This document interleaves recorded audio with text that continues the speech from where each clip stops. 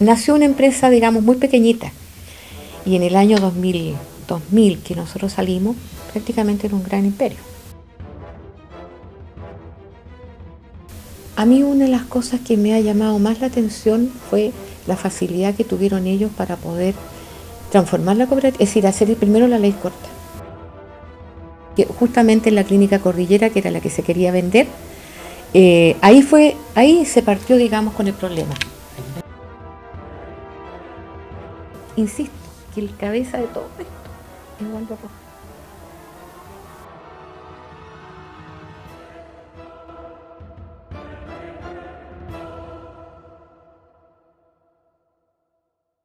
Yo llegué en el año 66-67 aproximadamente. ¿Ya? Llegué como una telefonista de la empresa y nosotros en esa época arrendábamos una oficina en la calle Monjita, esquina Miraflores, donde está el Caleuche, sobre el Caleuche arriba teníamos un, eh, una oficina. Ahí llegué, como les digo, como telefonista y me fui introduciendo, digamos, en todo lo que era, en esa época era la Corporación Particular de Asistencia Social y Técnica. Luego próximamente se transformó en cooperativa y luego pudo participar en todo lo que era ISAPRE. ¿Ya? Por lo tanto, todos sus afiliados y todos sus socios de la cooperativa pudieron hacer uso, digamos, de los beneficios de ISAPRE. ¿Ya? Eh, en la práctica nosotros recursos económicos no teníamos mucho en esa época. ¿Ya? Cuando nos cambiamos a la primera dirección, que fue Monjita 311, ¿ya? Nosotros prácticamente a pulso tuvimos que trasladar los escritorios, nuestras sillas y todo. Por lo tanto, nació una empresa, digamos, muy pequeñita. Y en el año 2000 que nosotros salimos, prácticamente era un gran imperio. ¿Ya? Todo lo que se logró, todo lo que... Y yo les digo que todo eso fue gracias a la visión de don Reinaldo, ¿ya? Quien lamentablemente confió mucho en las personas, confió mucho en todo, bueno, siempre fue un buen gerente, muy preocupado del personal, nosotros teníamos buenas rentas, teníamos buenos beneficios, yo creo que mucha gente antigua hoy día nos recuerda muy bien, a pesar de los momentos difíciles que pasamos en el 2000, en que nos sentimos, como quien dice, como que nos traicionaron, ¿ya? Pero en la práctica uno después con el tiempo comprende de que las personas tienen una familia atrás y por lo tanto la lealtad hasta por ahí no más puede llegar, porque tienen una familia, tienen hijos que están estudiando, tienen compromisos económicos, por lo tanto ellos con el fin de defender su trabajo siguen a quien esté a cargo, en este caso en esa oportunidad que don Carlos Correa. A don Reinaldo transcurrió el tiempo, bueno, nosotros fuimos creando varios servicios en los cuales fuimos pioneros, siempre mirando el poder beneficiar a nuestros socios, darle beneficio a nuestros socios. Siempre fue mirado ese punto de vista. Las utilidades se reinvertían y así fuimos creando toda esta red de salud. Los centros médicos, las clínicas, comprando propiedades y así se logró tener todo el patrimonio que logramos. ¿Ya? Eh,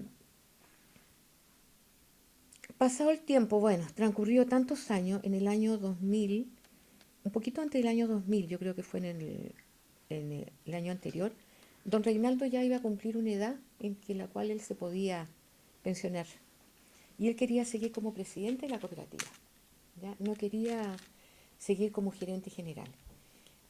Por lo tanto, vinieron las ambiciones. ¿Quién se quedaba como gerente? Eh, y ahí don Carlos Correa había sido funcionario nuestro y la empresa le pagó incluso sus estudios, ¿ya? Le pagó para que fuera contador auditor.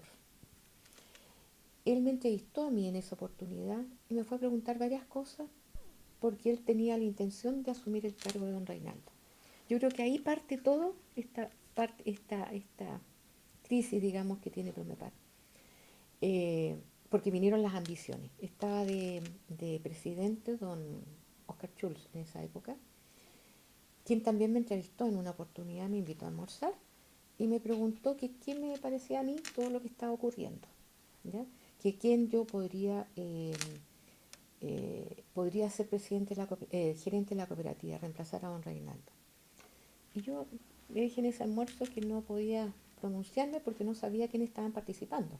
Pero sí sabía que don Carlos Correa, que ya trabajaba en otra empresa, había estado interesado en poder asumir, porque él era consejero, ¿ya? Participaba en el Consejo de Administración. ¿Ya? Él había ya dicho que tenía interés en postular. Bueno, llegó al cargo de gerente y ahí despiden a don Reinaldo, que fue el año 2000. También me piden a mí la renuncia, ¿ya? Y bueno, de ahí se inicia todo el problema, porque habiendo creado esta empresa, habiendo transcurrido tantos años desde su formación, conocemos perfectamente a nuestra gente, a los trabajadores de la empresa, como también a nuestros afiliados. Y nos dimos cuenta del interés que había. El interés que había era apoderarse del patrimonio en esa oportunidad, apoderarse del patrimonio transformando la cooperativa en sociedad anónima.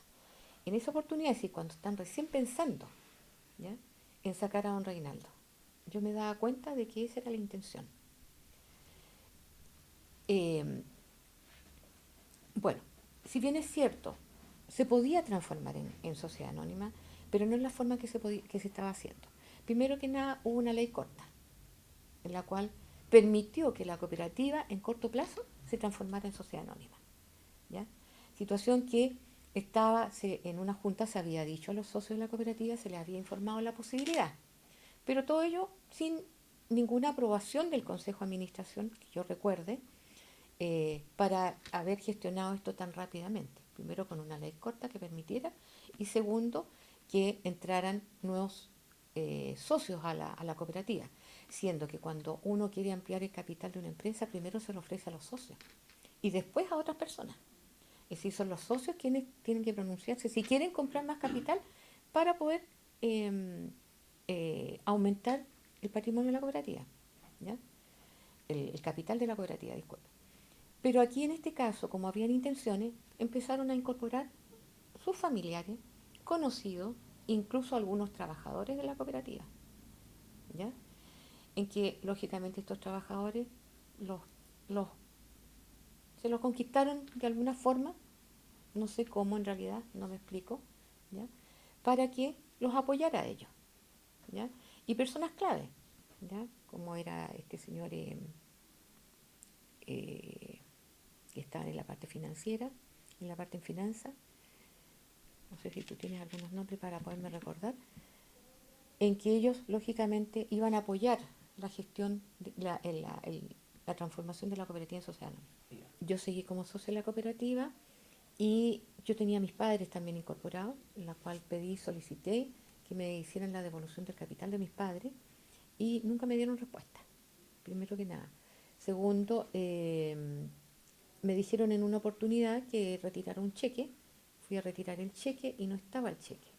Era cosa que lo que hacían con los proveedores, también lo hacían con los proveedores, a los médicos no le pagaban sus servicios por la atención de los cotizantes, ¿ya? No le pagaban, le decían que había cheques, pero esos cheques nunca estaban firmados, por lo tanto a los médicos tampoco le pagaron, ¿ya? Y así actuaban con los socios también. Cuando iban a pedir capital, no se lo entregaban porque le decían, bueno, venga en tal fecha, le vamos a tener un cheque. Uno iba y el cheque no estaba con firma. Por lo tanto, nunca se lo pagaban. Es Nunca decir, me devolvieron el capital. esperaban el cansancio de la El persona. cansancio de la persona, exactamente. Que reclamara y que al final diga Claro. ya. Y también hubo en una junta que presentaron una lista de socios que excluyeron y que no correspondía excluirlo. Bueno, justamente a usted le excluyeron en una, No, a mí no. ¿no? No, a mí no. No, no me excluyeron nunca a mí. En el consejo de administración tampoco. No, no. Ya, Puede haber sido que le excluyeron a una hermana mía, ya. Emilia Ivón, que Ah, también era sí. socia de la cooperativa, Ya. ¿ya? Incluso a ella también le siguieron un juicio por estafadora. Al final, el juicio, ella jamás se robó un peso en la cooperativa. Empezamos a mandarle cartas a la superintendencia, al Departamento de Cooperativa, al Ministerio de Economía, pidiendo la información, ¿ya? Por los balances que veíamos, ¿ya? Los balances empezamos a ver el manejo de la Junta General de Socios, porque hay que manejarla para poder apoderarse de ella, porque ahí participan todos los socios, ¿ya? Y los vendedores, en este caso de la cooperativa, les pagaban para que ellos votaran por ciertas personas, ¿ya? Es decir, ahí hubo un trabajo muy grande de parte de la gerencia, en ese caso de don Carlos Correa, para poder conquistarse a los socios y que pudieran apoyar a ciertos delegados que iban a participar después en la Junta General. ¿Quiénes eran esos? Bueno, vuelvo a repetir, familiares, conocidos, personas de la confianza de ellos. Ahí es donde está el Ahí se límite. empieza a manejar todo, porque cuando tú tienes en la Junta General de Socios, tienes los delegados elegidos, digamos, los delegados que representan a la Junta General de Socios son personas de tu confianza, tú los manejas, Efectivamente. tú los manejas. Ahí es donde nos contaban que se hacían muchas fiestas. Se hacían fiestas, participaron en este del Morandé, también estuvo en la televisión, La famosa licenciada Tetarelli. la licenciada Tetarelli. Bueno, hubieron personajes colombianos que participaron también en varias actividades de la cooperativa, ¿ya? Y bueno, se empezó a gastar la plata, ¿Y ¿ya? esa plata salía de la cooperativa o de alguna sociedad filial de la misma empresa? A través de algunas filiales salía dinero. A través de una de las clínicas salió dinero para pagarle a los vendedores, que eran los que traían, lograban, digamos, sacar un delegado, que se les decía, queremos sacar este delegado, por lo tanto ellos trabajaban para sacar ese delegado. Y a ellos se les pagaba, y ese pago se le hacía a través de las clínicas. Bueno, primero que nada, habían irregularidades de los... al final, la última irregularidad que yo recuerdo más exactamente fue la venta de la cartera de Promepar, Ya. en que se vendió en 8.500 millones, según se indica, y esa plata no habría estado en los balances. Es decir, esa plata, ¿dónde ingresó? A la sociedad anónima, al parecer. ¿Ya? Desconozco si efectivamente ingresó a la sociedad anónima porque la sociedad anónima no ha funcionado, ni ha sido autorizada por la Superintendencia de Sociedades Anónimas. Si ustedes van a la superintendencia, yo creo, no sé si lo han hecho, no está autorizada para funcionar como sociedad anónima. ¿Por qué? Porque no, porque presentaron el balance de la cooperativa. No han entregado nunca un No han balance. entregado nunca el balance de la cooperativa del último año para hacer los traspasos a la sociedad anónima. Ellos trataron de hacer como esta cosa de quebrarla, como te decía inicialmente, y no pudieron quebrarla por el patrimonio. Pero cuando se pidieron información del por qué se había levantado la quiebra, ¿ya?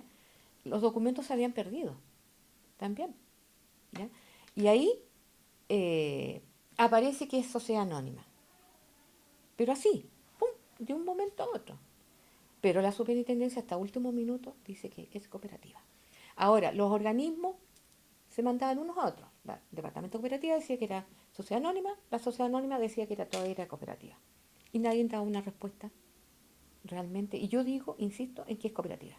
¿Cómo describiría usted a Fernando Mura? Maquiavélico. Una persona muy, muy... Pero yo más que nada insisto en Waldo Rojas.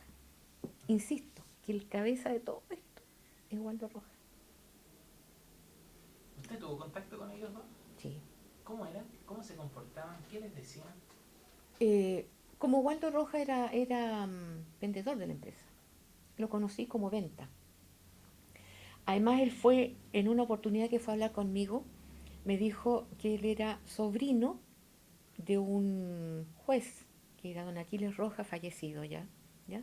Don Aquiles Rojas, y que él era su tío, ¿ya? Cosa que me extrañó mucho porque yo conocía por otras personas que el comportamiento de Waldo Rojas no era muy... La relación con sus compañeros en ventas no era muy buena, ¿ya? Eso conocía yo, pero era de otro departamento, por lo tanto no tenía una relación directa con él. Era lo que se comentaba, ¿ya? Y Ahora, después, yo creo que todo el creador de todo esto ha sido Waldo Rojas. Con el objetivo de ganar plata. Exactamente, exacto, de apoderarse del patrimonio, nada más. Con Mura. Ahora, no sé, a modo de juicio ustedes, más que conocimiento, ¿por qué se fijaron en Promepar? ¿Por qué se fijaron en Promepar? Porque don Carlos Correa, como digo, que había sido trabajador de Promepar, fue consejero de Promepar y ahora era gerente de Promepar, Mura era, Gerente de Clínica Cordillera. sí, pero además era padrino de uno de sus hijos. Entonces ahí empezaron la conversación del patrimonio que había, del interés que se empezó a crear. Y Mura era Waldo Rojas su mano derecha, como quien dice. ¿Ya? Entonces son estos tres personajes: don Carlos Correa, Mura, Rojas. La Claro. cooperativa tiene que tener un quórum mínimo de aceptación para hacer los cambios, ¿cierto? Exactamente. Y Pero ya ahí tú ya tenías manejada la Junta General de Socios y tenías manejado el Consejo de Administración. ya. Por lo Ellos tanto, eran representantes de los. exacto, Ya, por lo tanto el interés es las personas que participaban en esa junta, ya eran más los de ellos que los nuestros, ¿ya? ya. Porque participaron pocos nuestros, ¿ya? Por lo tanto ellos tenían todo preparado, ¿sí? Ellos llegaban con todo preparado, en todas partes, en las juntas generales, en todo. ¿Y la fiscalización del organismo? Fue horrorosa, horrorosa. Y de hecho, hubo un jefe de departamento cooperativa, señor Oliva, que después trabajaba en Promepar, que estuvo haciendo unas gestiones en Promepar, no sé si trabajó como trabajador o le pagaron honorarios, que aparecen en alguna de las listas, sus honorarios. ¿Ya? El jefe del departamento cooperativa, Llegó a trabajar a Promepar. exacto. ¿Ya? Y estuvo en una junta, si no me recuerdo creo que fue esa, Como Raúl Oliva, Raúl Oliva. Raúl Oliva, que era el jefe del departamento cooperativa. Conocimiento yo tenía de que ellos también se conquistaron al, estaba a cargo como la Superintendencia de Salud Manuel Inostroza. y Nostroza también, ¿ya? Porque también le mandábamos carta a Nostroza y Nostroza era muy vago en respondernos todas las cartas, ¿ya?